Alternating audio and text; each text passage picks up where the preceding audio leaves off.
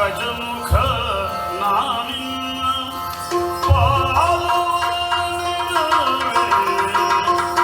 ಗಜಮುಖ ನಾನಿನ್ನ ಪಾಲವನಿರುವೆ. ನಿಜವಾಗಿ ಕರುಣಿಸೋ ವರಗಳ ಮೂಷಿಕ ವಾಹನ ಮೋದಕ ಹಸ್ತ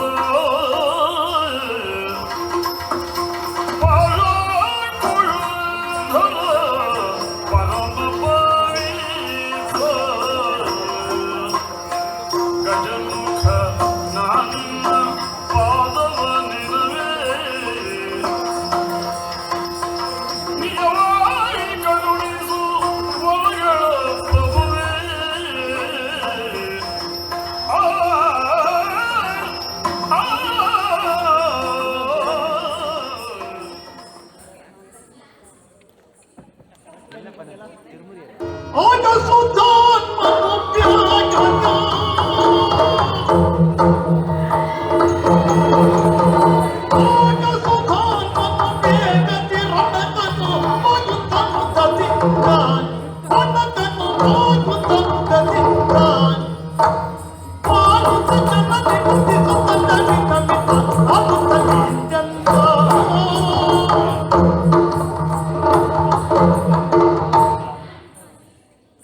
ಪ್ರತಿಯೊಬ್ಬ ವ್ಯಕ್ತಿಯು ತನ್ನ ಬದುಕಿನ ಎಲ್ಲಾ ದಿನಗಳನ್ನು ನೆನಪಲ್ಲಿಟ್ಟುಕೊಳ್ಳುವುದಕ್ಕೆ ಸಾಧ್ಯವಿಲ್ಲ.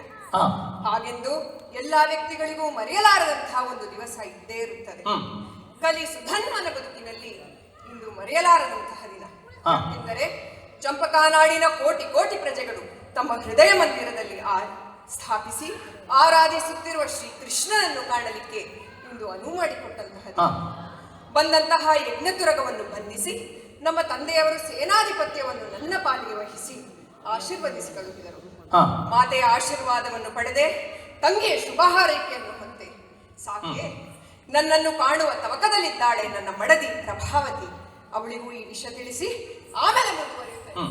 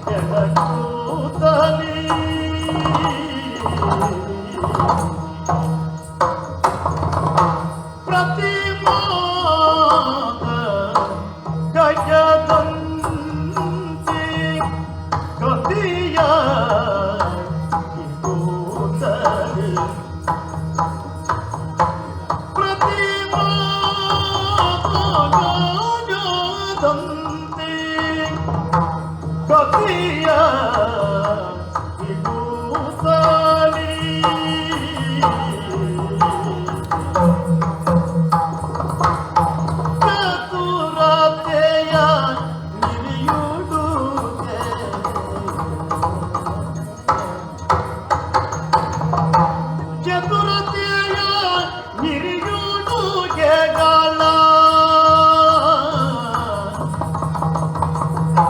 ಚತುರತೆಯ ನಿರಿಯೋಡುಗೆಗಳ ಚತುರತೆಯ ನಿರಿಯೋಡುಗೆಗಳ ಶೋಭಿತದ ಗೆಲುವಿನ ಅರ್ಧ ಚಂದ್ರಾಕೃತಿಯ ಬಳಿ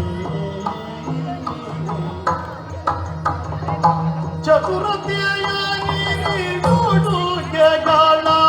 ಶೋಭಿತದ ಗೆಲುವಿನ ಅರ್ಧ ಚಂದ್ರಾಕೃತಿಯ ಬಳೆ ಕಸ್ತೂರಿ ತಿಲಕ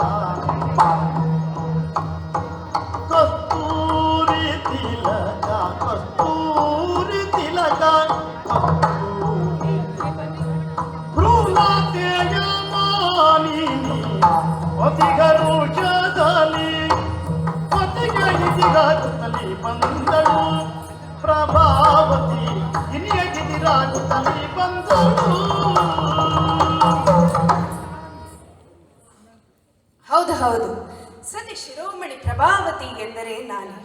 ಇನಿಯನ ಬರುವಿಕೆಗಾಗಿ ಬೇಕಾದ ಸಕಲ ಸಿದ್ಧತೆಗಳನ್ನು ಮಾಡಿಕೊಂಡಿದ್ದೇನೆ. ಸರ್ವಾಲಂಕಾರ ಭೂಷಿತಳಾಗಿದ್ದೇನೆ. ಹೆಣ್ಣಿಗೆ ಸಹಜವಾಗಿರುವಂತಹ ಭಾವನೆ ಅದು. ತಾನು ತಾಯಾಗಬೇಕೆಂಬ ಬಯಕೆ. ಅದಕ್ಕಾಗಿ ಮನೆಗೆ ಬರುತ್ತಿರುವ ಇನಿಯನನ್ನು ರಮಿಸುವುದಕ್ಕಾಗಿ ಬೇಕಾದ ಸಿದ್ಧತೆಗಳನ್ನು ಮಾಡಿಕೊಂಡಿದ್ದೇನೆ. ನನ್ನ ರೂಪವನ್ನು ಕಂಡಾಗ ನನ್ನ ರೂಪವೇ ನನ್ನನ್ನು ಮೋಹಿಸುತ್ತಾ ಇದೆ. ಇಂದು ಖಂಡಿತವಾಗಿಯೂ ನನ್ನ ಪ್ರಭುಗಳು ನನ್ನ ರೂಪವನ್ನು ನೋಡಿದಾಗ ನಾನು ಹೇಳಿದ್ದನ್ನು ಕೇಳಲೇಬೇಕು. ಇಷ್ಟು ಹೊತ್ತಿಗೆ ಬರಬೇಕಾಗಿತ್ತಲ್ಲ, ಎಲ್ಲೇ ಇವರು?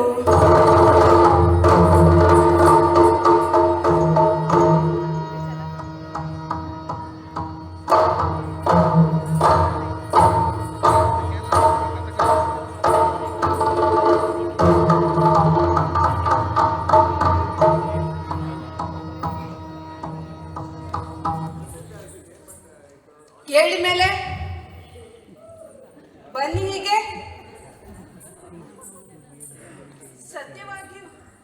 ಸತ್ಯವಾಗಿಯೂ ಹೇಳಿ, ನೀವು ನನ್ನ ಮನೆಗೆ ಬಂದದ್ದ? ಯಾಕೆ ಪ್ರಭಾವತಿ, ಸಂದೇಹವೇ? ನಾನು ಹಾಗೆ ಕೇಳುವುದಕ್ಕೆ ಕಾರಣವಿದೆ. ಏನು ಏನು ಕಾರಣ? ಆವಲ್ಲಿಗೆ ಪಯಣವೈಗ ಪ್ರಾಣಕಾಂತನೇ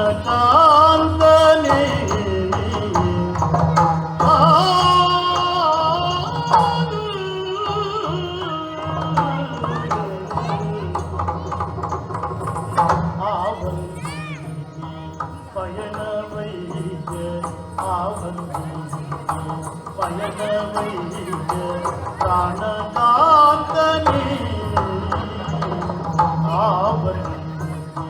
ಪಯಣವೈಗ ಪ್ರಾಣಕಾಂತನೇ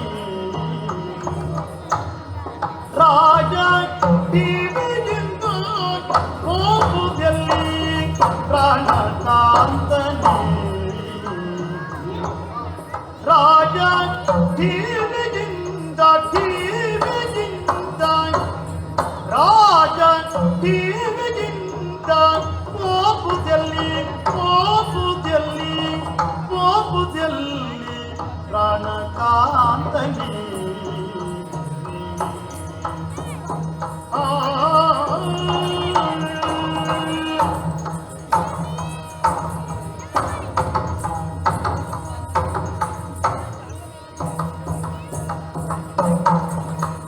ಟಿವಿಯಿಂದ ಹೋಗುವುದಲ್ಲಿ ಪ್ರಾಣಕಾಂತನೇ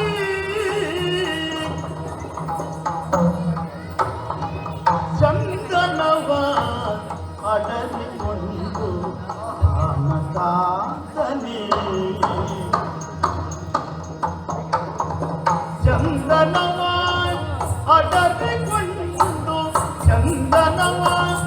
ಅಡರಿಕೊಂಡು ಪ್ರಾಣಕಾಂತನೇ ಚಂದನವ ಅಡರಿಕೊಂಡು ಪ್ರಾಣಕಾಂತನೇ ಬಲು ಚಂದದಿಂದ ಹೋಗುವುದಲ್ಲಿ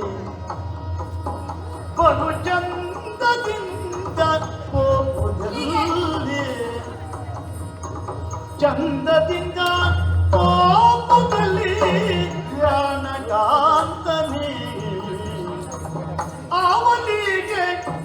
ಬೈಜ ಪ್ರಾಣದಂತಾನಿ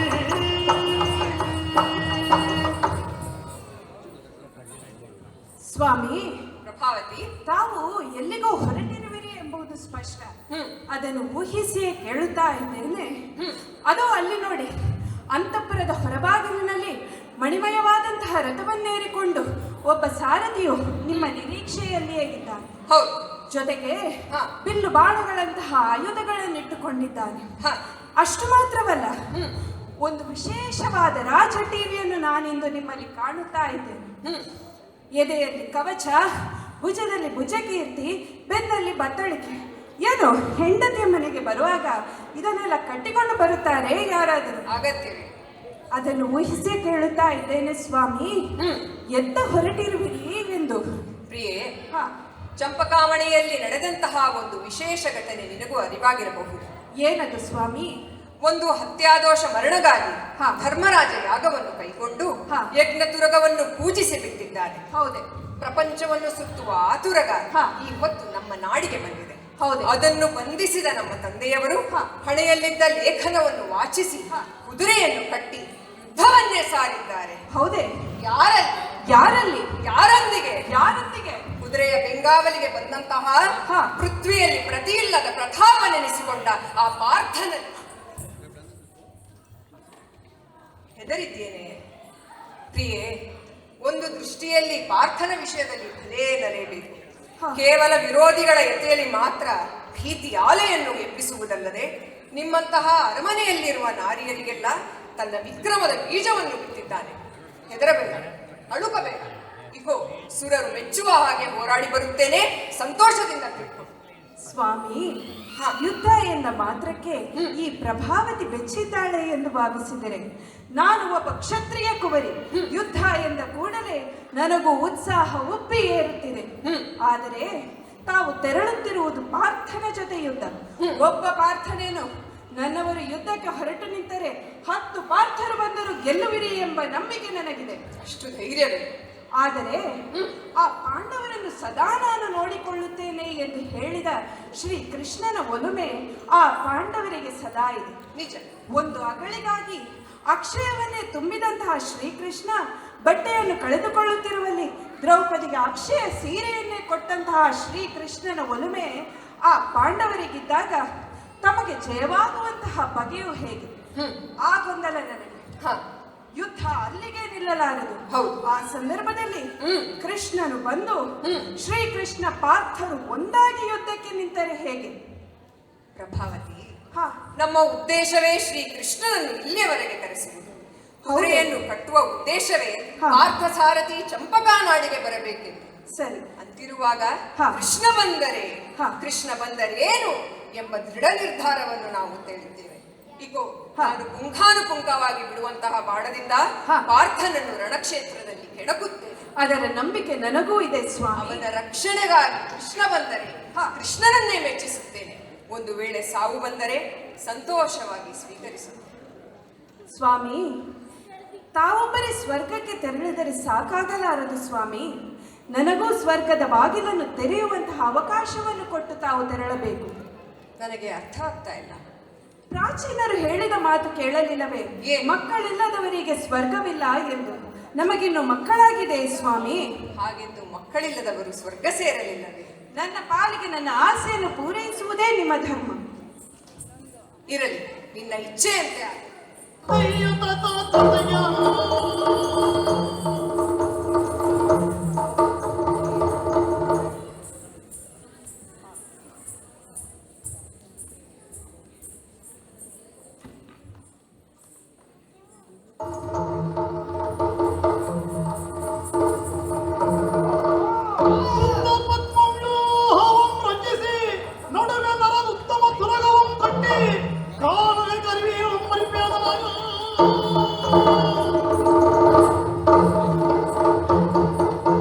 ಮಡದಿ ಪ್ರಭಾವತಿಯನ್ನು ಬೀಳ್ಕೊಟ್ಟು ಪ್ರಾತಃ ಕಾಲದಲ್ಲಿ ಸೇನಾಧಿಪತಿಯ ಹೊಣೆಯನ್ನು ಹೊತ್ತು ನಮ್ಮ ಸಮಸ್ತ ಸೇನೆಯೊಡನೆ ರಣರಂಗವನ್ನು ತಲುಪಿದ್ದಾಯಿತು.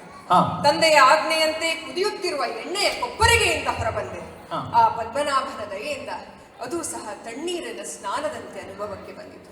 ಆ ಪದ್ಮನಾಭನನ್ನು ಕಾಣಲು ಅವನನ್ನೇ ಇಲ್ಲಿಯವರೆಗೆ ಕರೆಸಲು ನಮ್ಮ ಚಂಪಕಾವತಿಯ ಎಲ್ಲರಿಗೂ ಅವನ ದರ್ಶನವನ್ನು ಮಾಡಿಸಲು ನಮ್ಮ ಸೇನೆಯನ್ನು ಪದ್ಮವ್ಯೂಹದಲ್ಲಿ ನಿಲ್ಲಿಸಿ ಆ ಶ್ರೀಹರಿಯನ್ನು ಕಾಣಲು ಈ 4 ಕಾಲಿನ ಹರಿಯನ್ನು ಮಧ್ಯೆ ನಿಲ್ಲಿಸಿ ಅದನ್ನ ಕಟ್ಟಿ ಇದಕ್ಕಾಗಿ ಅರ್ಜುನನಿಗೆ ಪಂಥಾಹ್ವಾನವನ್ನು ಕಳುಹಿದ್ದೇನೆ. ನೋಡೋಣ ಮುಂದೇನಾಗುತ್ತದೆ ಅದರ ನಿರೀಕ್ಷೆಯಲ್ಲಿ.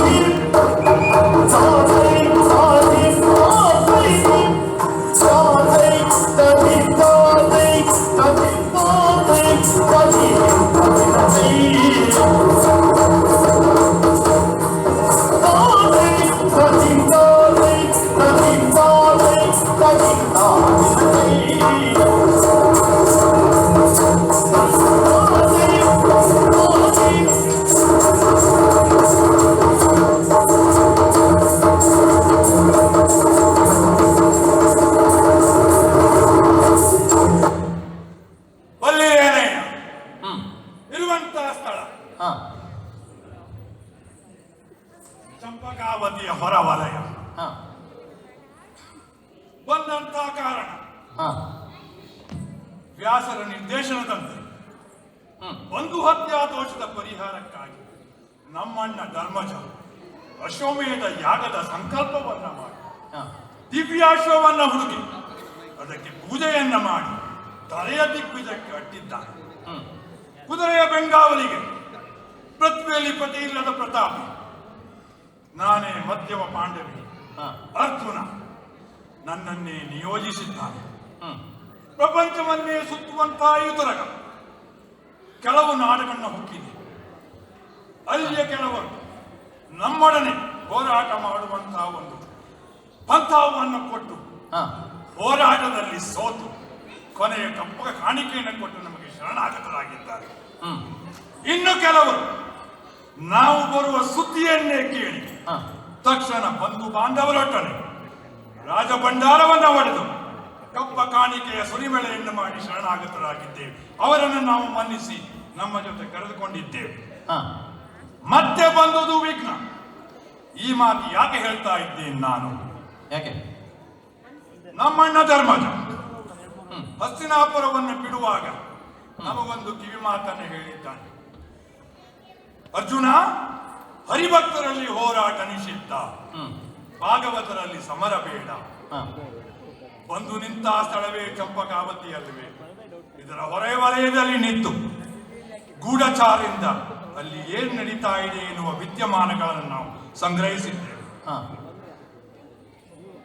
ಚಂಪಕಾವತಿಯ ರಾಜನಾದ ಹಂಸಧ್ವಜ ಕುದುರೆಯನ್ನ ಕಟ್ಟಿ ತನ್ನ ಮಗ ಸುಧನ್ವನಿಗೆ ಸೇನಾಧಿಪತ್ಯವನ್ನ ಕೊಟ್ಟನಂತೆ. ತಕ್ಷಣವೇ ಯುದ್ಧಕ್ಕೆ ಹೊರಡಬೇಕು ಎನ್ನುವ ಅಪ್ಪಣೆಯನ್ನಿತ್ತನಂತೆ. ಒಂದು ದಿನ ವಿಳಂಬವಾಯಿತು ಎನ್ನುವ ಕಾರಣದಿಂದ ಆ ಸುಧನ್ವನಿಗೆ ಹಂಸಧ್ವಜ ಕುದಿಯುತ್ತಿರುವ ಎಣ್ಣೆಯ ಕೊಪ್ಪರೆಗೆ ಮುಳುಗಿ ಏಳು ಎನ್ನುವ ಆಜ್ಞೆಯನ್ನು ರಾಜಾಜ್ಞೆಯನ್ನು ಕೊಟ್ಟನಂತೆ. ಹೌದೇ? ಆದರೆ ಈ ಸುಧನ್ವ ಕುದಿಯುತ್ತಿರುವಂತಹ ಎಣ್ಣೆಯ ಕೊಪ್ಪರೆಯನ್ನು ಹರಿನಾಮ ಸ್ಮರಣೆಯಿಂದ ಮಾಡಿ ಮುಳುಗಿ ಎದ್ದನಂತೆ. ಏನೂ ತೊಂದರೆ ಆಗಲಿಲ್ಲಂತೆ. ಈತನೊಬ್ಬ ಹರಿಭಕ್ತ ಎನ್ನುವುದು ಇದರಿಂದ ಸ್ಪಷ್ಟ. ಈ ಹರಿಭಕ್ತನೊಂದಿಗೆ ಹೋರಾಟ ಮಾಡಬೇಕಾದ ಅನಿವಾರ್ಯತೆ ನಮಗೆ. ಹೇಳಿ ಕೇಳಿ, ನಾವು ಕ್ಷತ್ರಿಯ.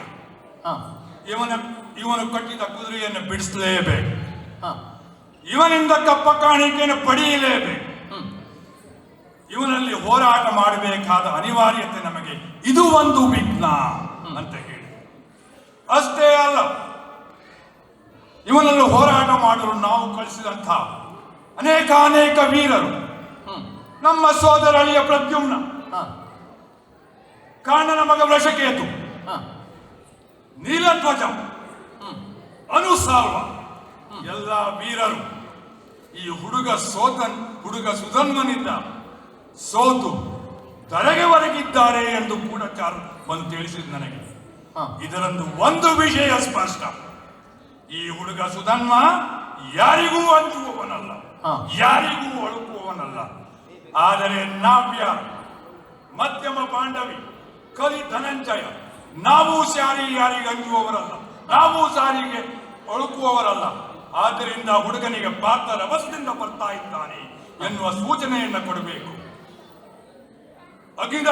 ಅಗ್ನಿದತ್ತವಾದಂತಹ ಈ ರಥವನ್ನ ಏರಿ ರಭಸದಿಂದ ಸಾಗಬೇಕು. ರಥದ ಗಾಲಿಗಳಿಂದ ಉಂಟಾದ ಕೆಂದೂಳಿ ನಭೋ ಮಂಡಲವನ್ನ ಮುಟ್ಟಿ ಪ್ರತ್ಯಕ್ಷ ಸೂರ್ಯ ಗ್ರಹಣವೇ ಉಂಟಾಯಿತು ಎನ್ನುವ ಭ್ರಮೆಗೆ ಆತ ಒಳಗಾಗಬೇಕು. ಅಷ್ಟೇ ಅಲ್ಲ, ರಥದ ಗಾಲಿಗಳಿಂದ ಉಂಟಾದಂತಹ ಕಂದಕಗಳು ಭೂಕಂಪನವನ್ನು ಸೃಷ್ಟಿಸಿ ಪ್ರಳಯ ಕಾಲವೇ ಸನ್ನಿಹಿತವಾಯಿತು ಎನ್ನುವ ದಿಗ್ಭ್ರಮೆಗೆ ಅವನ ಒಳಗಾಗಬೇಕು. ಅಷ್ಟೇ ಅಲ್ಲ, ಹಿಡಿದಂತಹ ಗಾಂಡೀವ ನನ್ನ ರಥಕ್ಕೆ ಕಟ್ಟಿದ 4 ದಿವ್ಯಾಶುಗಳ ಕರಪುಡ ಧ್ವನಿ ಗುಹೆ ಕಂದರಗಳಲ್ಲಿ ಪ್ರತಿಧ್ವನಿಸಿ ಭಯದಿಂದ ಆ ಸುಧನ್ವನ ಎದೆ ಬಿರಿಯುವಂತಾಗಬೇಕು. ಅದಕ್ಕಾಗಿ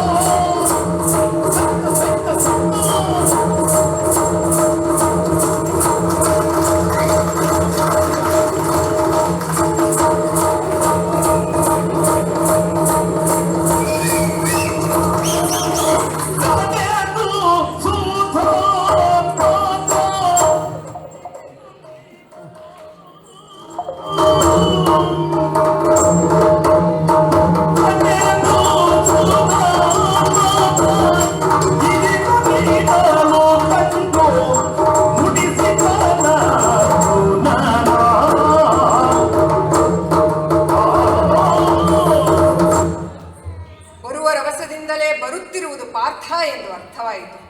ಹುಡುಕುತ್ತಿರುವ ಬಳ್ಳಿಗೆ ಕಾಲಡರಿದಂತಾಯಿತು. ಉಳಿದವನನ್ನೆಲ್ಲ ಬಿಡಿ, ಇವನನ್ನ ಕೆಡಕಿ ನೋಡಬೇಕು. ಹಾಗಾಗಿ ಇವನ ರಥವನ್ನು ತಡೆದು ನಿಲ್ಲಿಸಿದ್ದೇನೆ. ಹೋಗಿ ಮಾತನಾಡಿಸುತ್ತೇನೆ. ಓ ವೀರ,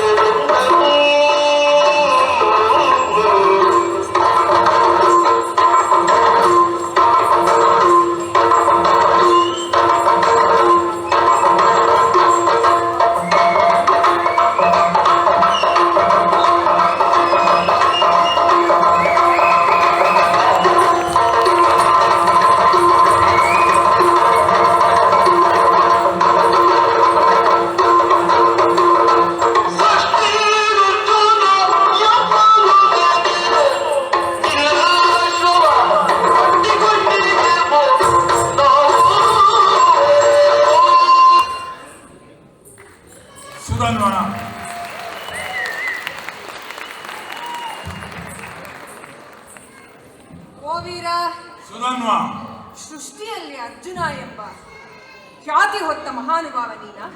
ನಾವೇ ನಾನು ಹುಡುಕುತ್ತಾ ಇದ್ದದ್ದು ನಿನ್ನನ್ನೇ. ಓಹೋ ವೀರ, ಯಜ್ಞದುರಗದ ಬೆಂಗಾವಲಿಗೆ ಬಂದವ ನೀನು ಅಂತ ಗೊತ್ತಾಯಿತು. ಹೌದೇ? ಆ ಯಜ್ಞದುರಗವನ್ನು ಬಂಧಿಸಿದ ನಮ್ಮ ತಂದೆಯವರು ಸೇನಾಧಿಪತ್ಯವನ್ನು ನನ್ನ ಪಾಲಿಗೆ ವಹಿಸಿದ್ದಾರೆ. ವೀರ, ಬಂದಂತಹ ನಿನ್ನ ಸೇನೆ ಈಗ ಧರೆಗೆ ಒರಗಿದೆ. ಇದನ್ನ ಕಂಡು ಸಾಕಪ್ಪ ಈ ಯುದ್ಧ ಎಂದು ದುರಗವನ್ನು ಬಿಟ್ಟು ಹೋಗ್ತೀಯೋ, ಬಿಡಿಸುತ್ತೇನೆಂಬ ಬಿಂಕ ಮತ್ತು ಇದೀಗ ಹೇಳು. ಬಿಟ್ಟು ಹೋಬೇಯೋ, ಬಿಡಿಸುವನೆಂಬ ಬಿಂಕ ತಟ್ಟನೆ ಹೇಳಬೇಕು. ಹೌದು ಹುಡುಗ, ನೀನಿನ್ನೂ ಹುಡುಗ, ಚಿಕ್ಕ ಬಾಯಲ್ಲಿ ಇಷ್ಟೆಲ್ಲ ದೊಡ್ಡ ಮಾತುಗಳನ್ನು ಆಡ್ತಾ ಇದ್ದಿ. ಹುಡುಗ,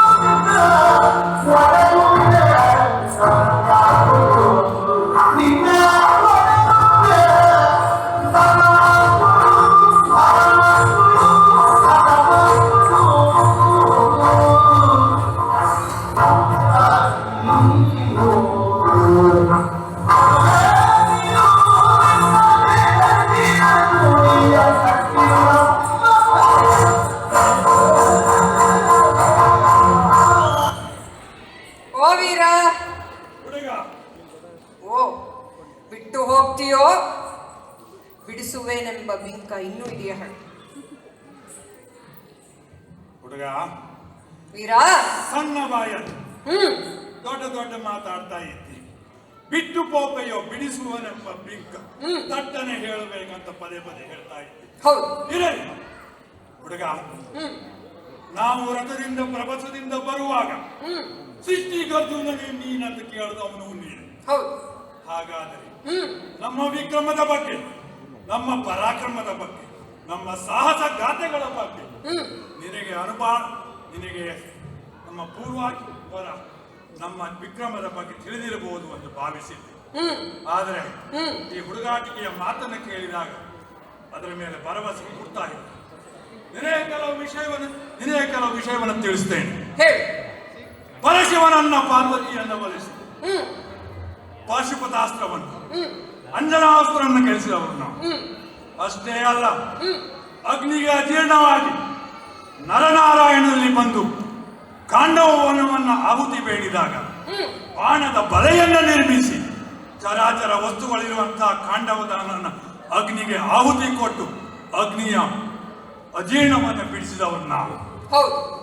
ಅಷ್ಟೇ ಅಲ್ಲ, ಮತ್ತೆ ಗರಗರ ಸುತ್ತುವಂತಹ ಮಸಿ ಯಂತ್ರದ ಕಣ್ಣನ್ನ ನೀರಿನ ಪ್ರತಿಬಿಂಬದಲ್ಲಿ ನೋಡಿ ಅದನ್ನ ಭೇದಿಸಿ ದ್ರುಪದ ಸುದೆ ಪಾಂಚಾಲೆಯನ್ನ ಮದುವೆಯಾಗಿ ಬಂದವರು ನಾವು. ನಮ್ಮ ಬಗ್ಗೆ ನಿನಗೆ ಸ್ವಲ್ಪ ಆಲೋಚನೆ ಇರಬೇಕು. ಇನ್ನೊಂದು ವಿಷಯವನ್ನು ಹೇಳ್ತೇನೆ. ನಮ್ಮ ತಾಯಿ ಕುಂತಿ ಮಗನೇ ಮಣ್ಣಿನ ಆನೆಯನ್ನು ಕೊಡು, ಗಜಗೌರಿವತವನ್ನು ಮಾಡ್ತೇನೆ ಅಂದಾಗ ಬಿಡು ಮಣ್ಣಿನ ಆನೆಯನ್ನ, ಸ್ವರಗಜವನ್ನ ಭೂಮಿ ತರಿಸ್ತೇನೆ, ಅದರಿಂದ ಗಜನೋಯುಗತವನ್ನು ಮಾಡಬಹುದು ನೀವಂತ. ಅದಕ್ಕೆ ಸರಿಯಾಗಿ ಅಂಬಿನಿಯಿಂದ ಕುಂಬಿನಿಯವರೆಗೆ ಶರದ ಸೇತುವೆಯನ್ನ ಬಿಗಿದು ಸುರಗಜ ಐರಾವತ ಮತ್ತೆ ದಿವ್ಯಾಸ್ತ್ರಗಳನ್ನು ಭೂಮಿಗೆ ತರಿಸಿ ತಾಯಿಯಿಂದ ಸುರಗಜದ ಗಜಗೌರಿ ವ್ರತವನ್ನ ಮಾಡಿಸಿ ಪುನಃ ಬಾಣದ ಸೇತುವೆಯ ಮೂಲಕ ಸುರಗಜವನ್ನ ದಿವ್ಯ ವಸ್ತುಗಳನ್ನ ಸುರಪುರಕ್ಕೆ ಪಟ್ಟಿದ ಖ್ಯಾತಿ. ಹುಡುಗ, ನಿನ್ನ ಮಾತು ಕೇಳಲಿಕ್ಕೆ ಭಾರಿ ಚಂದ. ಯಾಕೆ ಬಲೆಯ ಅವರೆಲ್ಲ ನಗ್ತಾ ಇದ್ದ ನೋಡಿದ್ರೆ ಸಾತಲ್ಲಿ ಕೂತವರೆಲ್ಲ. ಆದ್ರೆ ನಿನ್ನ ಮಾತಿನಲ್ಲಿ ಯಾವುದೇ ಸತ್ಯ ಇಲ್ಲ, ಸತ್ವವಿಲ್ಲ ಎನ್ನುವುದು ಸಿದ್ಧ. ಯಾಕೆ ಬಲೆಯ ನಿನ್ನ ಮಾತು ಕಡುಬು ಕಲ್ತಿದ ಕೊಟ್ಟೆ ಇದ್ದಂಗೆ. ಕಡುಬು ಯಾರೋ ತಿಂತಾನೆ, ಬರೇ ಕೊಟ್ಟೆ ಇದೆ, ಅದು ಎಲೆಯ ಕೊಟ್ಟೆ, ಏನೂ ಉಪಯೋಗ ಬರುವುದಿಲ್ಲ, ಸತ್ವವೂ ಇಲ್ಲ, ಸತ್ಯವೂ ಇಲ್ಲ. ಇನ್ನೊಂದು, ನಿನ್ನ ಮಾತನ್ನು ಕೇಳಿದರೆ ಹೂರಣ ಇಲ್ಲದ ಹೋಳಿಗೆ ನೆನಪಾಗ್ತದೆ ನಮಗೆ. ಯಾಕೆ ಬಲೆಯ ಯಾರೋ ಹೂರ್ಣ ತಿಂದು ಹೋಗಿದ್ದಾರೆ, ಹೋಳಿಗೆ ಹೊರಪದರ ಮಾತ್ರ ಉಂಟು, ಅದರಲ್ಲಿ ಏನಾದ್ರು ಸತ್ವ ಇದೆಯೇ? ಇಲ್ಲ. ಇರಲಿ, ಈ ಹುಡುಗಾಟದ ಮಾತನ್ನೆಲ್ಲ ಅಲ್ಲೇ ಬಿಡು. ಇನ್ನೊಂದು ವಿಷಯವನ್ನು ಹೇಳ್ತೇನೆ. ನೀನೊಬ್ಬ ಹುಡುಗ, ಆದ್ದರಿಂದ ನಿನ್ನ ಪರಾಕ್ರಮದ ಬಗ್ಗೆ ಮಾತಾಡ್ತಾ ಇಲ್ಲ. ಯಾಕೆ ಬಲ್ಲೆಯ ನನ್ನ ಸೋದರ ಅಳಿಯ ಪ್ರದ್ಯುಮ್ನ ಚಿಕ್ಕ ಶಿಶುವಾದಾಗಲೇ ಶಂಬರಾಸುರನ್ನು ಗೆದ್ದಿದ್ದಾನೆ. ಅಷ್ಟೇ ಅಲ್ಲ, ಪರಶಿವ ಪಾರ್ವತಿಯರ ಮಗ ಕಾರ್ತಿಕೇಯ 6ನೇ ವರ್ಷದಲ್ಲಿ ದೇವ ಸೇನಾಧಿಪತ್ಯತ್ವವನ್ನು ವಹಿಸಿ ತಾರಕಾಸುರನ್ನು ಗೆದ್ದಿದ್ದಾನೆ. ಆದರೆ ವಯಸ್ಸಿಗೂ ಪರಾಕ್ರಮಕ್ಕೂ ಯಾವುದೇ ಸಂಬಂಧ ಇಲ್ಲ. ಆದ್ದರಿಂದ ನಿನಗೆ ನಿನ್ನ ಬಗ್ಗೆ ಹೇಳ್ತಾ ಇದ್ದೇನೆ, ಅವರ ಹಾಗೆ ನೀನು ಆಗಲಿಕ್ಕೆ ಸಾಧ್ಯ ಇಲ್ಲ. ಆದ್ದರಿಂದ ನಿನಗೊಂದು ಒಳ್ಳೆಯ ಅವಕಾಶವನ್ನು ಕಲ್ಪಿಸಿಕೊಡ್ತೇನೆ. ನಿನಗಿರಬಹುದು ಎಲ್ಲರಿಗಿದ್ದ ಹಾಗೆ, ಇಲ್ಲಿದ್ದ ಕೂತವರಿಗೆಲ್ಲ ಇದ್ದ ಹಾಗೆ ನಾವು ಅರ್ಜುನ ಹಾಗೆ ಪರಾಕ್ರಮಿಗಳಾಗಬೇಕು. ಅರ್ಜುನನ ಬಾಣ ಬಿಡುವಂತ ಚತುರತೆಯನ್ನು ಕಲಿಯಬೇಕು, ಅರ್ಜುನ ಯುದ್ಧ ಕೌಶಲ್ಯವನ್ನು ತಿಳಿಯಬೇಕು ಅನ್ನುವ ಶ್ರೇಯೋಭಾಸ ನಿನಗಿರಬಹುದು. ಅದಕ್ಕೊಂದು ಮುಕ್ತವಾದ ಅವಕಾಶವನ್ನು ಮಾಡಿಕೊಡ್ತೇನೆ. ಅದಕ್ಕಿಂತ ಮುಂಚೆ ನೀನೊಂದು ಕೆಲಸ ಮಾಡಬೇಕು. ನಮ್ಮ ಯಜ್ಞ ತುರಗವನ್ನ ಬಿಡಿಸಿ ತಂದು ನಮಗೆ ಕೊಡಬೇಕು. ಇನ್ನೊಂದು, ನಿನ್ನ ಚಂಪಕಾವತಿಯ ರಾಜ ಭಂಡಾರವನ್ನ ಒಡೆದು ಕಪ್ಪ ಕಾಣಿಕೆಯನ್ನು ಕೊಟ್ಟು ನಮ್ಮ ಎರಡೂ ಕಾಲಿಗೆ ಶರಣಾಗತನ. ಅಷ್ಟಾದ ಮೇಲೆ ಇದ್ದಾರೆ ನೋಡಿ, ಎಲ್ಲ ಇಲ್ಲಿ ಕೂತಿದ್ದಾರೆ ನಿಮ್ಮ ಪಡೆಯವರು, ಮುಂದೇನು ಆಗ್ಬೋದು ಅಂತ ಅವರನ್ನು ಕರ್ಕೊಂಡು ಬಂದು ನಮ್ಮನ್ನ ಸೇರಿ. ಇದು ಬದುಕುವ ದಾರಿ ಅಲ್ಲ ತಾನೆ? ನಿನಗೆ ಬದುಕುವ ಅವಕಾಶವನ್ನು ನಾನೇ ಕಲ್ಪಿಸಿಕೊಡುವುದು. ಒಂದು ವೇಳೆ ಹೋರಾಟ ಮುಂದುವರೆಸುವುದಾದರೆ? ಹೋರಾಟ ಮುಂದುವರಿಸ ನಿನ್ನ ಹತ್ರ ಇದ್ರೆ ಸಾಧ್ಯವಾಗಲಿಕ್ಕಿಲ್ಲ. ಸುಮ್ಮನೆ ಯಮನೂರಿಗೆ ಹೋಗಬೇಡ. ನಿನಗೊಂದು ಸಮಾಧಾನವನ್ನು ಹೇಳ್ತೀನಿ. ಯಜ್ಞದುರ್ಗವನ್ನು ಕಟ್ಟಿದವ ನಿನ್ನ ತಂದೆ, ನಿನ್ನ ತಪ್ಪಿಲ್ಲ ಅದರಲ್ಲಿ. ಅವನೇ ಬರಲಿ ಸಮರಕ್ಕೆ, ನೀನು ಬೇಡ. ಕಟ್ಟಿದ್ದಂತಹ ನಮ್ಮ ತಂದೆ ಯುದ್ಧಕ್ಕೆ ಬರಬೇಕಾ? ಹೌದು. ಹಾಗಾದರೆ ಯಜ್ಞದುರ್ಗವನ್ನು ಬಿಟ್ಟಂತಹ ನಿನ್ನ ಅಣ್ಣ ಧರ್ಮರಾಜನೇ ಬರಬೇಕು. ಧರ್ಮರಾಜ ಬರಬೇಕೆ? ಅವ ದೀಕ್ಷಾಬದ್ಧನಾಗಿ ಹಸ್ತಿನಾಪುರದಲ್ಲಿ ಕುಳಿತಿದ್ದಾನೆ. ಯಾವಾಗ ನಮ್ಮನ್ನ ಕುದುರೆಯ ಯಜ್ಞದುರ್ಗದ ರಕ್ಷಣೆ ಕಳಿಸಿದ್ದಾನೋ ಆವಾಗಲೇ ಅವನ ಮನಸ್ಸಿನಲ್ಲಿ ವಿಶ್ವಾಸ ಇದ್ದರೆ, ವಿಶ್ವಾಸ ಏನಿದೆ, ಅರ್ಜುನ ಏನನ್ನು ನಿಭಾಯಿಸ್ತಾನೆ. ಅವ ಇಲ್ಲಿ ಬರ್ಲಿಕ್ಕೂ ಇಲ್ಲ, ಅವನ ಅಗತ್ಯ ಇಲ್ಲಿ ಇಲ್ಲವೇ ಇಲ್ಲ. ವೀರಾ, ನಿನಗೊಂದು ಮಾತು ಹೇಳ್ತೇನೆ. ನಿನಗೆ ಜಯ ದೊರಕಬೇಕಾದರೆ, ನಿನಗೆ ಜಯ ಸಿರಿ ಒಲಿಯಬೇಕಾದರೆ, ನಿನಗೆ ನಿನ್ನ ಬದುಕಿನುದ್ದಕ್ಕೂ ನಿನಗೆ ಅನುಗ್ರಹವನ್ನು ಕರುಣಿಸಿದಂತಹ ಆ ಅನುಗ್ರಹ ಮೂರ್ತಿ ಶ್ರೀ ಮಾಧವನನ್ನು, ಶ್ರೀ ಕೃಷ್ಣನನ್ನು ಕರೆಸು. ಅವನ ಸಹಾಯ ಮತ್ತು ಸಾರಥ್ಯ ಇಲ್ಲದೆ ನಿನಗೆ ಜಯ ದೊರಕಲಾರದು. ಹುಲು ಭೂಪನ ಹುಡುಗ ಏನೋ ಮಾತಾಡ್ಲಿಕ್ಕೆ ಬಿಟ್ಟು ತುಂಬಾ ಮಾತಾಡ್ತಾನೆ. ಹೌದಾ? ಅವನಿಗೆ ಹೆಸರು ಬಂದದ್ದು ಹೇಗೆ? ಪಾರ್ಥ ಸಾರಥಿ ಅಂತ. ಪಾರ್ಥ ಇಲ್ಲದಿದ್ರೆ ಪಾರ್ಥ ಸಾರಥಿ ಆಗ್ಲಿಕ್ಕೆ ಸಾಧ್ಯ ಇತ್ತ? ಅವ ಪಾರ್ಥ ಸಾರಥಿಯಾಗಿ ಪ್ರಸಿದ್ಧಿ ಆಗಿದ್ದೆ ಪಾರ್ಥನಿಂದ. ನೋಡಿ, ನಮ್ಮ ಎದುರುಗಡೆ ಕೂತಿದ್ದಾರೆ ಒಂದಲ್ಲ 3 ಸಾರಥಿಯರು. ಇವರು ಇರುವಾಗ ನಮಗೆ ಅವನ ಅಗತ್ಯ ಉಂಟು. ಇವರು ಇರುವಾಗ ಅವ ಬರುವುದೂ ಇಲ್ಲ, ಅವನ ಅಗತ್ಯ ನಮಗೆ ಇಲ್ಲವೇ ಇಲ್ಲ. ಮತ್ತೆ ಯುದ್ಧಕ್ಕೆ ನಡೆ.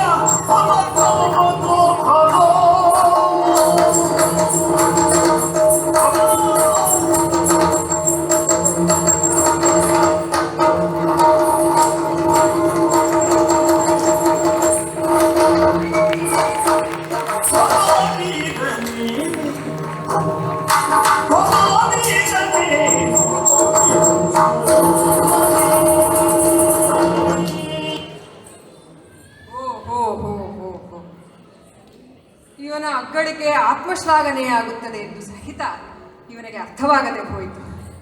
ಅರ್ಜುನನ ಖ್ಯಾತಿ ಇವನು ಗಳಿಸಿದ ಕೀರ್ತಿಗೂ ಅಥವಾ ಈ ಮಾತಿಗೂ ಎಂಬುದಾಗಿ ಈಗ ಸಂದೇಹ ಬರ್ತಾ ಇದೆ. ಈ ತರಹದ ಕಾರ್ಯವನ್ನು ನಾನು ತಿಳಿಯದವನೇ ನಡೆದಂತಹ ರಣಕೋಲಾಹಲದಲ್ಲಿ ಈಗ ಸೋತು ತಲೆ ತಗ್ಗಿಸಿ ಕುಳಿತಿದ್ದಾನೆ. ಬಹುಶಃ ಇಲ್ಲಿಯವರೆಗೆ ಹೇಳಿಕೊಂಡ ಈತನ ವಿಕ್ರಮದ ಗಂಟು ಬಿದ್ದಿರಬೇಕು. ಹೋಗಲಿ, ಒಂದು ಮಾತು ಹೇಳಿದ್ನಲ್ಲ, ಇವನ ಸಾರಥಿ ಇರುವ ತನಕ ಆ ಶ್ರೀಕೃಷ್ಣನ ಅವಶ್ಯಕತೆ ಏನು ಎಂದು ನೋಡೋಣ. ಇವನ ಸಾರಥಿಯನ್ನು ಕೊಂದಾಗ ಸತ್ತ ಸಾರಥಿಯ ಸ್ಥಾನದಲ್ಲಿ ಸಾಯ ಇರಿದಿರುವ ಶ್ರೀಕೃಷ್ಣ ಬರುವುದು.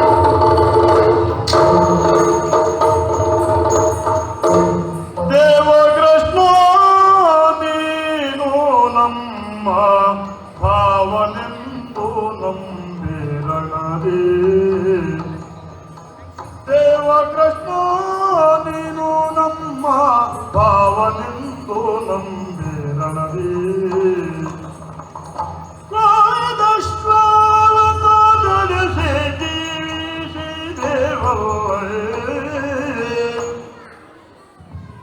ಕೃಷ್ಣ ಮುಕುಂದ ಮುರಾರಿ ವಾಸುದೇವ, ಬಾರಿ ಬಾರಿಯೂ ಹುಡುಗ ಸುಧನ್ವ ಕೃಷ್ಣನನ್ನ ಕರೆಸು ಎಂದು ನನ್ನನ್ನು ಎಚ್ಚರಿಸಿದ. ಈ ಹುಲು ಭೂಪನ ಮಗ ಈ ಸುಧನ್ವನನ್ನ ಜಯಿಸಲಿಕ್ಕೆ ನನ್ನ ತೋಳ್ಬಲವೇ ಸಾಕೆಂದು ಭಾವಿಸಿದರೆ ನನ್ನ ಅಹಂಕಾರಕ್ಕೆ ತಕ್ಕ ಮರ್ದನವನ್ನೇ ಈ ಹುಡುಗ ಸುಧನ್ವನಿಂದ ಮಾಡಿಸಿದೆ ದೇವ. ಇಷ್ಟವರೆಗೆ ನಮ್ಮ ಜೀವನದಲ್ಲಿ ನಡೆದಂಥ ಸಾಹಸ ಗಾಥೆಗಳು ನಮ್ಮ ತೋಳ್ಬಲದ ಸಂಕೇತವೇ ಎಂದು ಭಾವಿಸಿದ ನನಗೆ ಈ ಹುಡುಗ ಸುಧನ್ವನಿಂದ ರಣಕ್ಷೇತ್ರನಲ್ಲಿ ಸೋಲನ್ನು ಉಂಟು ಮಾಡಿ ನನ್ನ ಅಹಂಕಾರದ ಮರ್ದನವನ್ನು ಮಾಡಿ ರಣಕ್ಷೇತ್ರದಲ್ಲಿ ಸೋತು ತಲೆತಗ್ಗಿಸಿ ಕುಳಿತಿರುವಾಗ ನನ್ನ ಎದುರಿಗೆ ನನ್ನ ಸಾರಥಿಯ ಕೊಲೆಯಾದಾಗ ಸಾವಾದಾಗ ಮಗು ತಾಯಿಯನ್ನ ಕರೆಯುವಂತೆ ಕರು ದನವನ್ನ ಕರೆಯುವಂತೆ ಆರ್ತನಾಗಿ ನಿನ್ನನ್ನು ಬೇಡ್ತಾ ಇದ್ದೇನೆ. ಕೃಷ್ಣ, ಮುಕುಂದ, ವಾಸುದೇವ, ಅಚ್ಯುತ, ಬಂದನ್ನ ರಕ್ಷಿಸು. ಬಂದ ತಕ್ಷಣದೊಳಗೆ ಬಂದ ಬಂದ ಬಂದ ತಕ್ಷಣದೊಳಗೆ ಬಂದ ಶ್ರೀಕೃಷ್ಣರಾಯ ಶ್ರೀಕೃಷ್ಣರಾಯ ಬಂದ ತಕ್ಷಣದೊಳಗೆ.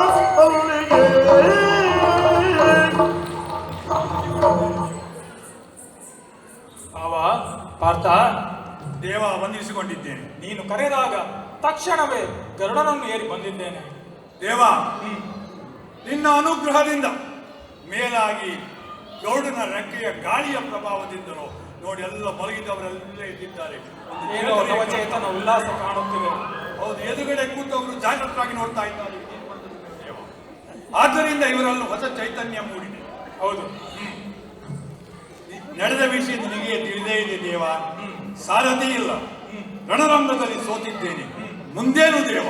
ಸಾರಥಿ ಇಲ್ಲ ಎಂದು ಯೋಚಿಸಬೇಡ. ಸಾರಥ್ಯ ನಾನು ಮಾಡುತ್ತೇನೆ. ರಥವನ್ನು ಏರು, ಯುದ್ಧವನ್ನು ಮುಗಿಸು.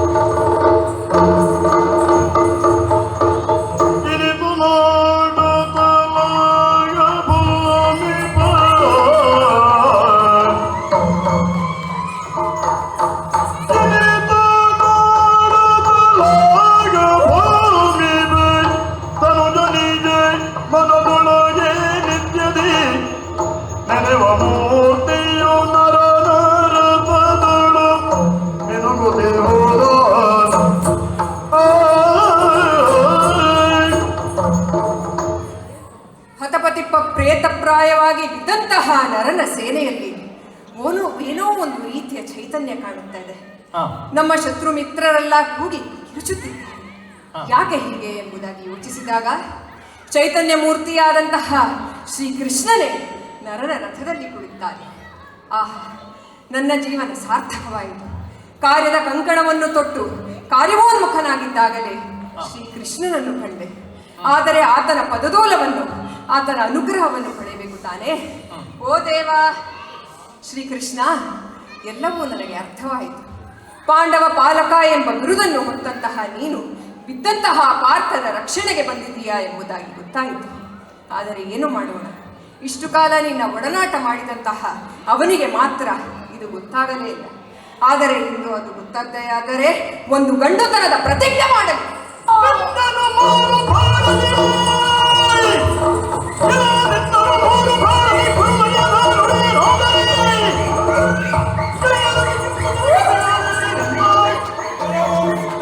ಏ ಪಾರ್ಥ, ನಿನ್ನನ್ನ ಮೂರೇ ಮೂರು ಬಾಣಗಳಿಂದ ನಾನು ಕೊಲ್ಲಿಲ್ಲ ಅಂತಾದ್ರೆ ಈ ಕರೆಯಲ್ಲಿ ಕಿಲ್ಬಿಸಿರ ಗತಿಗೆ ನಾಳೆ ಬಾಯುತ್ತಕ್ಕೆ. ಏ ಪಾರ್ಥ, ನಿನ್ನ ಪ್ರತಿಜ್ಞೆ ಕೇಳಿದೆ, ಅದಕ್ಕೆ ಉತ್ತರವಾಗಿ ಈಗ ನನ್ನ ಪ್ರತಿಜ್ಞೆ ಕೇಳು. ನೀನೆಸೆವ 3 ಬಾಣಗಳನ್ನು ನಾನು ನಡುಪಥದಲ್ಲಿ ತುಂಡರಿಸದಿದ್ದರೆ ಶ್ರೀಕೃಷ್ಣನನ್ನು ನಂಬಿದ ಭಕ್ತನೇ ನಾನಲ್ಲವಾ? ಮತವರೆಯದು ಭ್ರಮಿಸಿ ನುಡಿದ ಭಾಷೆಯು, ಮತವರೆಯದು ಭ್ರಮಿಸಿ ನುಡಿದ ಭಾಷೆಯು ಜಯಪ್ರದನ ಕಥೆ ಬಂದೊದಗಿತಲ್ಲ, ಜಯಪ್ರದನ ಕಥೆ ಬಂದೊದಗಿತಲ್ಲ. ಅತಿ ಸತ್ಯ ಸಂದಸು ನತ ಸಾಧಿಕ ನೀತ ಮತಿ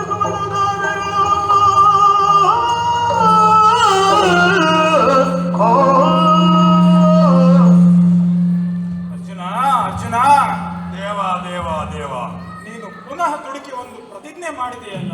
ಯಾವುದು? ನೀನು ದುಡುಕಿ ಪ್ರತಿಜ್ಞೆ ಮಾಡಿದ ಕಾರಣ ನನಗೆ ಈ ಹಿಂದಿನ ಕಥೆಯೊಂದು ನೆನಪಿಗೆ ಬರುತ್ತಾ ಇದೆ. ಯಾವ ಕಥೆ ಅದು? ಈ ಹಿಂದೆ ಜಯದ್ರಥನನ್ನು ಕೊಲ್ಲುವಾಗಲೂ ನೀನು ಇದೇ ರೀತಿಯ ಪ್ರತಿಜ್ಞೆ ಮಾಡಿದ್ದೆ. ಹೌದು ಹೌದು ಹೌದು ದೇವ. ದೇವ, ನಮ್ಮ ಜೀವನದಲ್ಲಿ ಹೀಗೆ ಯಾವಾಗ ಕಷ್ಟ ಕಾಲದಲ್ಲಿ ಇಷ್ಟ ದೈವ ನಿನ್ನನ್ನು ನೆನೆಯು, ನಿನ್ನ ಮುಂದೆ ಪ್ರತಿಜ್ಞೆ ಮಾಡು. ನೀನು ಆ ಪ್ರತಿಜ್ಞೆಯನ್ನು ಈಡೇರಿಸ್ತೀಯ. ಈಗಲೂ ಈಡೇರಿಸಬಾರದೆ ದೇವ? ಪ್ರತಿಜ್ಞೆ ಈಡೇರಿಸಿದ್ದೇನೆ, ಅಂದರೆ ಇವನು ಆಗಲ್ಲ. ಓಹೋ. ಮಹಾಸಾಹಸಿ, ಹಾ. ವೀರ ವೈಷ್ಣವ, ಸತ್ಯಸಂಧ, ತಂದೆಗೆ ತಕ್ಕ ಮಗ. ಇವನನ್ನು ಸೋಲಿಸುವುದು ಅಷ್ಟು ಸುಲಭದ ಕೆಲಸವಲ್ಲ. ಹೌದೇ? ನೀನೇನೋ ಪ್ರತಿಜ್ಞೆ ಮಾಡಿಬಿಟ್ಟೆ ಮಾರಾಯ. ಹಾ. ದೇವ, ಪ್ರತಿಜ್ಞೆ ಮಾಡುವುದು ನಮ್ಮ ಕೆಲಸ, ಪ್ರತಿಜ್ಞೆ ಈಡೇರಿಸುವುದು ನಿನ್ನ ಕೆಲಸ. ಇಷ್ಟವರೆಗೆ ಜೀವನದಲ್ಲಿ ಈಡೇರಿಸಿದ್ಯಲ್ಲ, ಈಗಲೂ ಈಡೇರಿಸು. ಹೌದಯ್ಯ, ಕಷ್ಟ ಅದರಿಂದಲೇ. ನೀನು ನನ್ನ ಭಾವ, ನಿನ್ನನ್ನು ಬಿಡುವ ಹಾಗೆಯೂ ಇಲ್ಲ. ನಿಜ ನಿಜ. ಅವನು ನನ್ನ ಭಕ್ತ, ನೀನು ಭಾವ. 3 ಬಾಣಗಳಿಂದ ನನ್ನ ಭಕ್ತನನ್ನು ಕೊಲ್ಲುತ್ತೇನೆಂದು, ಅಲ್ಲಿ ನನ್ನ ಭಕ್ತ ಆ 3 ಬಾಣಗಳನ್ನು ಕತ್ತರಿಸುತ್ತೇನೆಂದು. ನಿನ್ನನ್ನು ಬಿಡುವ ಹಾಗೆಯೂ ಇಲ್ಲ, ಅವನನ್ನು ಬಿಡುವ ಹಾಗೆಯೂ ಇಲ್ಲ. ಮಧ್ಯದಲ್ಲಿ ನಾನು ಏನು ಮಾಡಬೇಕು ಎಂದು ತಿಳಿದು ಒದ್ದಾಡುತ್ತಾ ಇದ್ದೇನೆ. ಓಹೋ, ಈಗ ನಿನಗೆ ಕಷ್ಟವಾಗಿದೆ ದೇವ. ಹೌದು. ತಿಳಿದೆನು. ದೇವಾ, ನಿನ್ನ ಪರಿಸ್ಥಿತಿ ಅಡಕೊತ್ತಿನಲ್ಲಿ ಸಿಕ್ಕಿದ ಅಡಿಕೆಯಂತಾಗಿದೆಯೇ? ನಿಜ. ಬಿಸಿ ತುಪ್ಪವನ್ನು ಬಾಯಿಗೆ ಹಾಕಿದಂತಾಗಿದೆಯೇ? ಯಾರಲ್ಲಿ ಈ ನಾಟಕ ದೇವ? ಯೋಚನೆ ಮಾಡಿ. ಒಂದು ತಾಯಿಯ 2 ಮಕ್ಕಳು ಬೇಡುವ ವಸ್ತು ಒಂದನ್ನೇ ಆದರೆ ತಾಯಿ ಆದವಳಿಗೆ ಕೊಡುವುದು ಕಷ್ಟ. ಮಕ್ಕಳಿಬ್ಬರು ಬೇಡುವ ವಸ್ತುವೇ ಬೇರೆ ಆದಾಗ ತಾಯಿ ಆದವಳಿಗೆ ಕೊಡುವುದು ಕಷ್ಟವೇ? ಪಾರ್ಥ ಬಯಸುತ್ತಿರುವುದು ನಶ್ವರ ಪ್ರಪಂಚದ ಜಯ, ಸಿರಿ ಸಂಪತ್ತು. ಆದರೆ ಈ ಭಕ್ತ ಸುಧನ್ವ ಯಾಚಿಸುತ್ತಿರುವುದು ನಿನ್ನ ಪಾದ ಸೇರುವ ಭಾಗ್ಯ. ಆದ್ದರಿಂದ ಅವ ಬಯಸಿದ್ದನ್ನು ಅವನಿಗೆ ಕೊಡು, ನಾನು ಬೇಡಿದ್ದನ್ನು ನನಗೆ ಕೊಡು.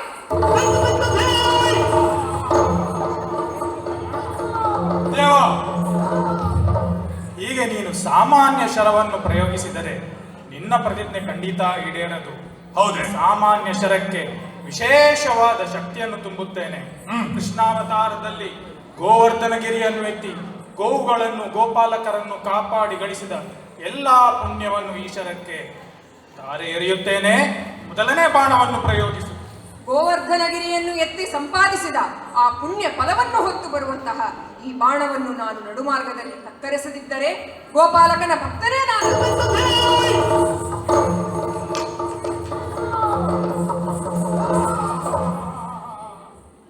ದೇವ,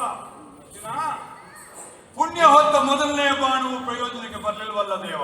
ನೀನು ಎರಡನೇ ಬಾಣವನ್ನು ಪ್ರಯೋಗಿಸಲು ಮುಂದಾಗ್ತಾ ಇದ್ದೀಯಾ? ಮತ್ತೇನು ಮಾಡುವುದು? ಮೊದಲೇ ಹೇಳಿದ್ದೇನೆ, ಸಾಮಾನ್ಯ ಶರ ಪ್ರಯೋಜನಕ್ಕೆ ಬರುವುದಿಲ್ಲ ಎಂದು. ಹಾಗಾದರೆ ದೇವ, ಬಾಣಕ್ಕೆ ಸಾಕಾಗುವಷ್ಟು ಪುಣ್ಯ ಕೊಡೋಣ. ಕೃಷ್ಣಾವತಾರದಲ್ಲಿ ಗಳಿಸಿದ ಎಲ್ಲಾ ಪುಣ್ಯವನ್ನು ಈ ಶರಕ್ಕೆ ತಾರೆ ಎರೆಯುತ್ತೇನೆ. ಎರಡನೇ ಬಾಣವನ್ನು ಪ್ರಯೋಗಿಸು. ಎರಡನೇ ಬಾಣಕ್ಕೆ ಕೃಷ್ಣಾವತಾರದ ಪುಣ್ಯ. ಕೃಷ್ಣ, ಇದರಲ್ಲಿ ಬೆಣ್ಣೆ ಕದ್ದು ತಿಂದ ಪುಣ್ಯವೂ ಬಂತ? ಅದು ಪುಣ್ಯ ಹೌದು ಅಂತಾದರೆ ಬಂದೇ ಬರುತ್ತದೆ. ಹೆಂಗಸರ ಸೀರೆಯನ್ನು ಅಡಗಿಸಿ ಚಂದವನ್ನು ನೋಡಿದ ಪುಣ್ಯವೂ ಬಂತ? ಆಹಾ. ದೇವ, ನಿನ್ನ ಚಾರಿತ್ರ್ಯವನ್ನು ಅರಿಯದೆ ಈ ಸುಧನ್ವ ಮಾತನಾಡುತ್ತಿರುವುದಲ್ಲ. ಯಾವ ಬಾಯಲ್ಲಿ ಬೆಣ್ಣೆ ಕದ್ದು ತಿಂದಿದ್ದೀಯೋ ಅದೇ ಬಾಯಲ್ಲಿ ಮಾತಿಗೆ ಬ್ರಹ್ಮಾಂಡವನ್ನು ತೋರಿದ ಮಹಾನುಭಾವನೆ. ಹೇಗೆ ಸ್ತ್ರೀಯರ ಸೀರೆಯನ್ನು ಅಡಗಿಸಿ ಧರ್ಮದ ಮರ್ಮವನ್ನು ಅರುಹಿದ್ದೀಯೋ ಹಾಗೆ ತುಂಬಿದ ಸಭೆಯಲ್ಲಿ ಅಬಲೆಯಾದ ಪಾಂಚಾಲಿಗೆ ಅಕ್ಷಯಾಂಬರವನ್ನಿತ್ತು ಹೆಣ್ಣಿನ ಮಾನವನ್ನು ಕಾಪಾಡಿದವನು. ಈ ಶರವನ್ನು ತುಂಡರಿಸುವ ನನ್ನ ಪ್ರತಿಜ್ಞೆ ಕೇಳು. ಏನದು? ವಸುದೆಯಲ್ಲಿ ಶ್ರೇಷ್ಠರಾದಂತಹ ವಸಿಷ್ಠ ಮಹರ್ಷಿಗಳು ಅರುಂಧತಿ ಪತ್ನಿ ಅರುಂಧತಿಯನ್ನು ಕೂಡುತ್ತಿರುವ ವೇಳೆಯಲ್ಲಿ ಹೋಗಿ ಅವರನ್ನು ಕಡಿದರೆ ಬರುವ ಪಾಪ. ಈ ಬಾಣವನ್ನು ನಡುಮಾರ್ಗದಲ್ಲಿ ತುಂಡರಿಸದಿದ್ದರೆ ನನಗೆ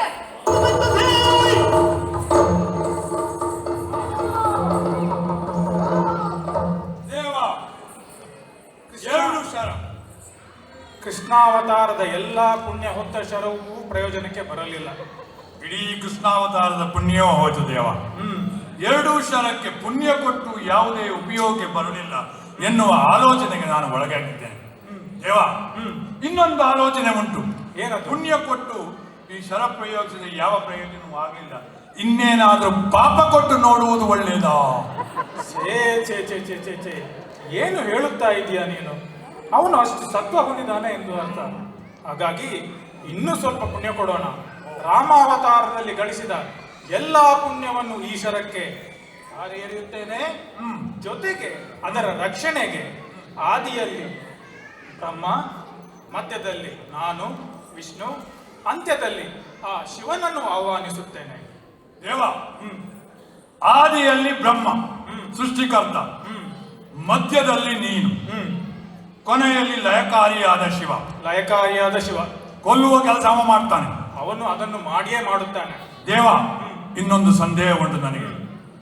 ಅವ ಬಾಣವನ್ನ ಕತ್ತರಿಸುವುದಾದ್ರೆ ತುದಿಯಲ್ಲೋ ಕೊನೆಯಲ್ಲೋ, ತುದಿಯಲ್ಲಿ ಆದಿಯಲ್ಲಿ ತಾಗಿದ್ರೆ ಬ್ರಹ್ಮನಿಗೆ ಬೀಳ್ತದೆ, ಕೊನೆಯಲ್ಲಿ ತಾಗಿದ್ರೆ ಶಿವನಿಗೆ ಬೀಳ್ತದೆ, ಮಧ್ಯದಲ್ಲಿ ಕುಳಿತ ನಿನಗೇನೂ ಆಗುದಿಲ್ವಲ್ಲ ದೇವ? ಅರ್ಜುನ ಅರ್ಜುನ, ನಿನ್ನ ವಾಕ್ಚತುರತೆ ಪ್ರಶಂಸನೀಯ. ಆದರೆ ನೀನು ಯೋಚನೆ ಮಾಡೋದು ಸ್ವಲ್ಪ ಕಡಿಮೆ ಆಯ್ತು. ಓಹೋ, ಅವನು ಮಾಡಿದ ಪ್ರತಿಜ್ಞೆಯನ್ನು ಗೊತ್ತುಂಟ? ಹಾ, ಶರವನ್ನು ಕತ್ತರಿಸುತ್ತೇನೆ ಎಂದು. ಹೌದು. ಕತ್ತರಿಸಿದರೆ ಬಹುಶಃ ಮಧ್ಯದಲ್ಲೇ ತಾಗುತ್ತದೆ. ನಾನು ಮಧ್ಯದಲ್ಲಿದ್ದು ಬಾಣದ ಸಮತೋಲನವನ್ನು ಕಾಪಾಡುತ್ತೇನೆ. ಇನ್ನೊಂದು ವಿಷಯ ದೇವ, ನೀನು ಮಧ್ಯದಲ್ಲಿದ್ದು ಬಾಣದ ಸಮತೋಲನವನ್ನು ಕಾಪಾಡುವಂತ ಸಮಯದಲ್ಲಿ ಅವ ಬಾಣವನ್ನ ಕತ್ತರಿಸಿ ನಿನಗೇನಾದ್ರೂ ಅಪಾಯ ಆದ್ರೆ ಸುಭದ್ರೆಗೆ ಏನು ಹೇಳುದು? ನೀನು ಅದರ ಬಗ್ಗೆ ಚಿಂತನೆ ಮಾಡಬೇಡ, ನಾನು ಆಲೋಚನೆ ಮಾಡುತ್ತೇನೆ. ಮೂರನೇ ಬಾಣವನ್ನು ಪ್ರಯೋಗಿಸು. ದೇವ, ಮೂರನೇ ಬಾಣಕ್ಕೆ ರಾಮಾವತಾರದ ಪುಣ್ಯ. ರಾಮಾವತಾರದ ಪುಣ್ಯವನ್ನು ಹೊತ್ತು ಬರುವಂತಹ ಆ ಶರವನ್ನು ನಾನು ನಡುಮಾರ್ಗದಲ್ಲಿ ತುಂಡರಿಸದಿದ್ದರೆ ತಂದೆಗೆ ಮಗನಲ್ಲ, ತಾಯಿಗೆ ಮಗುವಲ್ಲ, ಹೆಂಡತಿಗೆ ಗಂಡನಲ್ಲ, ಅಷ್ಟಕ್ಕೆ ಮುಗಿಯಲಿಲ್ಲ. ಪವಿತ್ರವಾದಂತಹ ಗಂಗಾ ನದಿಯಲ್ಲಿ ಸ್ನಾನ ಮಾಡಿ ಒಬ್ಬ ವಿಪ್ರ ಶಿವರಾತ್ರಿ ದಿವಸಂದು ಕಾಶಿ ವಿಶ್ವನಾಥನನ್ನು ಪೂಜಿಸುತ್ತಿರುವ ವೇಳೆಯಲ್ಲಿ ಹೋಗಿ ಅವನನ್ನು ಎಡಗಾಲಿಂದ ತುಳಿದರೆ ಬರುವ ಪಾಪ ಈ ಬಾಣವನ್ನು ನಡುಪಥದಲ್ಲಿ ತುಂಡರಿಸದಿದ್ದರೆ ನನಗಿರಲಿ.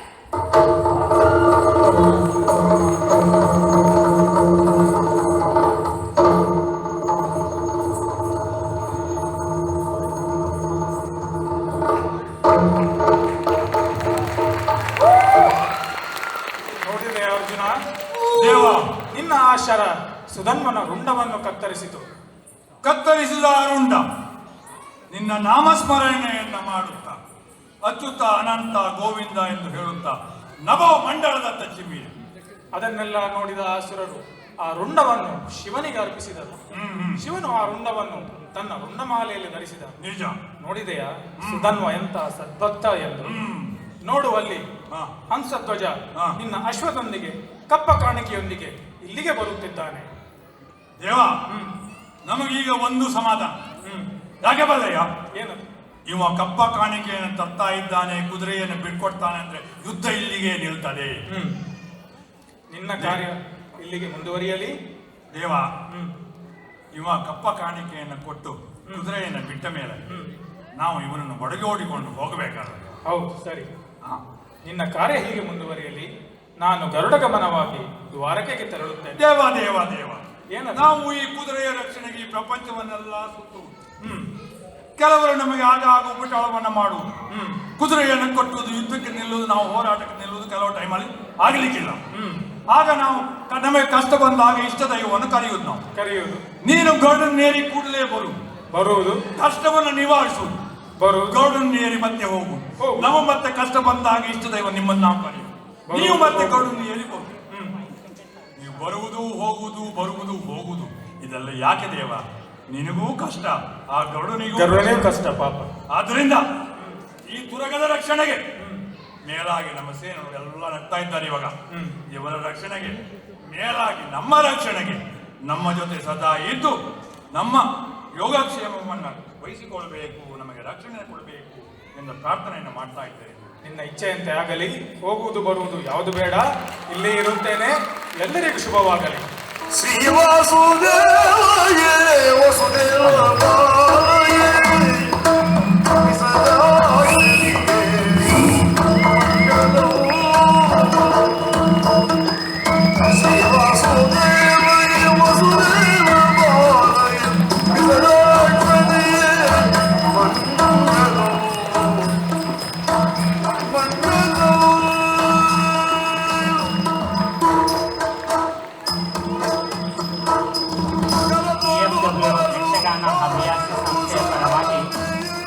ಎಲ್ಲರಿಗೂ ಯುಗಾದಿಯ ಹಾರ್ದಿಕ ಶುಭಾಶಯಗಳು.